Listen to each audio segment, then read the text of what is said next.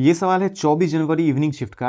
A moving coil galvanometer of resistance 100 ohm shows a full scale deflection for current 1 milliampere. मतलब कि galvanometer का range है full scale deflection current, मतलब maximum current जो galvanometer measure कर सकता है that is 1 milliampere. The value of resistance required to convert this galvanometer into ammeter.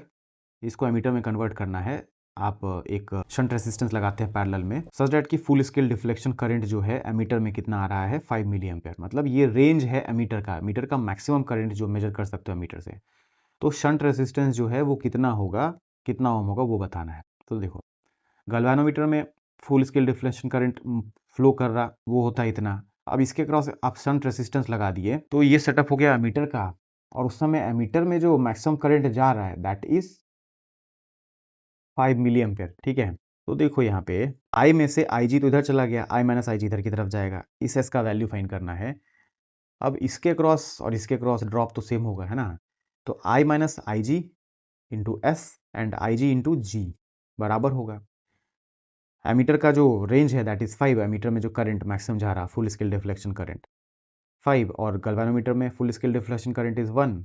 Put कर दिए, आई जी का वैल्यू यहाँ पुट कर दिए, तो एस सॉल्व होके जो है आपको आ गया है 100/4 के बराबर। ठीक है, अब इन जनरल एक बात कि अगर रेंज ऑफ एमीटर अगर n times of range of galvanometer है तो शंट रेजिस्टेंस का ये रिजल्ट आप याद रख सकते हैं कि शंट रेजिस्टेंस जो पैरेलल में लगाना पड़ेगा that will be resistance of galvanometer upon n-1।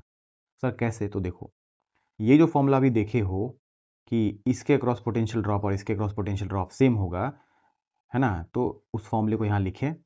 अब अगर करंट इन एमीटर जो रेंज ऑफ एमीटर है that is n times of range of galvanometer, तो इस आई को तुम यहाँ पुट करो। पुट करोगे तो देखो ये कुछ इस तरीके से लिखा जाएगा है कि नहीं। अब यहाँ से आई जी आई जी आई जी काटो तो एस जो सॉल्व होके आएगा इतना ही आएगा है कि नहीं, बोलो। ठीक है, तो अगर एमीटर का range n times of range of galvanometer है तो शंट रेजिस्टेंस जो आप लगाते हैं दैट इज दिस।